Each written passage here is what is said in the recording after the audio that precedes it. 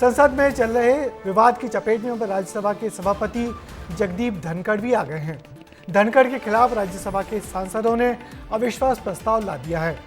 इस अविश्वास प्रस्ताव पर 60 सांसदों ने दस्तखत किए हैं। इंडिया गठबंधन के टीएमसी और एसपी भी कांग्रेस के इस प्रस्ताव के पक्ष में आ गए हैं और ये पहली बार है जब राज्यसभा के किसी सभापति के खिलाफ अविश्वास प्रस्ताव लाया गया है। वैसे तो पिछले सत्र में भी धनखड़ के खिलाफ अविश्वास प्रस्ताव की पूरी तैयारी विपक्ष ने कर ली थी, लेकिन विपक्ष ने तब उनको एक मौका और दिया था। इस प्रस्ताव से कितनी मुश्किल में पड़ेंगे जगदीप धनखड़, देखिए हमारी इस रिपोर्ट में। सर, हम पॉइंट आउट कर रहे हैं आपको कि प्रतिपक्ष के नेता स्वयं वेल में आए, ऐसा कभी नहीं हुआ। मैं पीड़ित हूं, मेरी जाति को अपमानित कर दिया। यहां बैठने में अपने आप को सक्षम नहीं पा रहा हूं। गिरावट की कोई हद नहीं है। संसद का शीतकालीन सत्र चल रहा है, लेकिन शायद ही किसी दिन पूरा सदन चला हो। बाहर अदानी मुद्दे को लेकर कांग्रेस लगातार प्रदर्शन कर रही है। अंदर बीजेपी कांग्रेस के सोरोस के साथ संबंधों पर लगातार सवाल उठा रही है।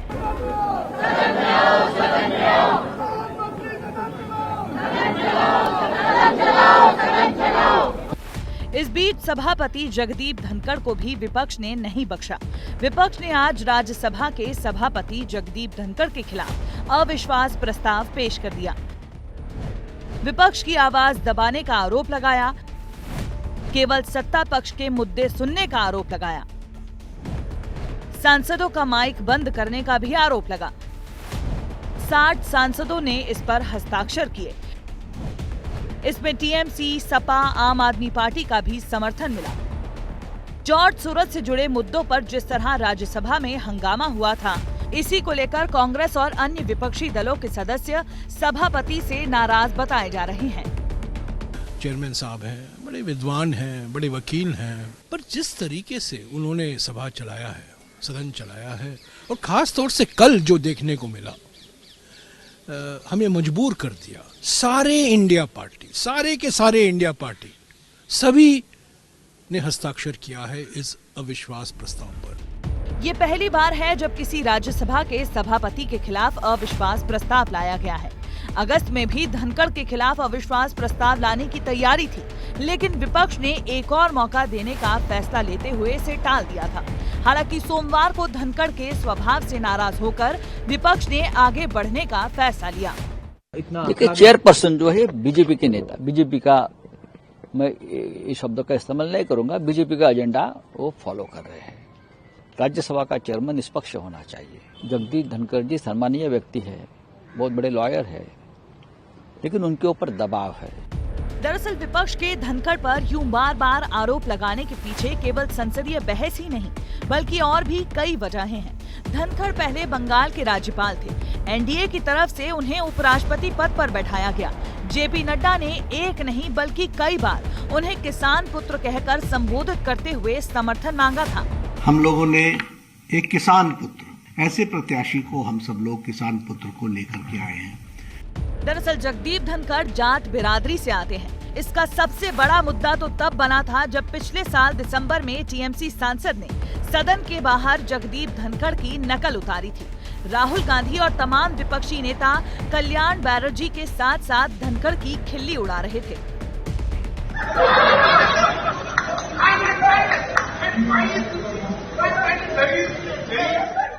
धनखड़ ने इसका जवाब देते हुए किसान और जाट का अपमान बताया था। इतना ही नहीं, ममता बनर्जी और धनखड़ के बीच 36 का आंकड़ा भी किसी से नहीं छिपा। बंगाल के राज्यपाल रहते हुए धनखड़ कई बार ममता बनर्जी से भिड़े। कुलपतियों की नियुक्ति पर विवाद हुआ, कुलपति का नाम बदलने पर विवाद हुआ। ममता ने ट्विटर पर धनखड़ को ब्लॉक तक कर दिया। राज्यपाल रहते हुए धनखड़ ने कहा था कि बंगाल हिंसा और अराजकता की चपेट में है। वहीं ममता ने सत्ता का दुरुपयोग करने का भी आरोप लगाया था। लेकिन अब सवाल ये उठता है कि क्या विपक्ष सभापति को हटाने की ताकत रखता है? तो संविधान की धारा 67B में ये अधिकार है। 50 सांसदों के हस्ताक्षर के साथ नोटिस जरूरी होता है। कम से कम 14 दिन का नोटिस देना जरूरी है। अब अविश्वास प्रस्ताव के लिए 14 दिन का नोटिस देना भी जरूरी है, लेकिन शीतकालीन सत्र में मात्र 10 दिन ही बचे हैं। तो ऐसे में ये कहा जा रहा है कि मौजूदा सत्र में धनखड़ के खिलाफ अविश्वास प्रस्ताव लाना सिर्फ राजनीतिक स्टंट है। ब्यूरो रिपोर्ट, विस्तार न्यूज।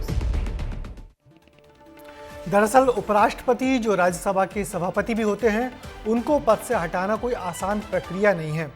संविधान के अनुच्छेद 67B में कहा गया है कि उपराष्ट्रपति को राज्यसभा के एक ऐसे प्रस्ताव जो सभी सदस्यों के बहुमत से पारित किया गया हो और लोकसभा द्वारा भी उसकी सहमति दी गई हो, उसी के जरिए पद से हटाया जा सकता है। निश्चित ही ये शर्त बहुत कठिन है। वैसे भारत के संसदीय इतिहास में यह पहला मौका है जब इस प्रकार का प्रस्ताव किसी भी उपराष्ट्रपति के खिलाफ लाया गया है। वैसे ये प्रस्ताव किसी नतीजे के लिए नहीं, बल्कि अपमान करने के लिए ज्यादा है।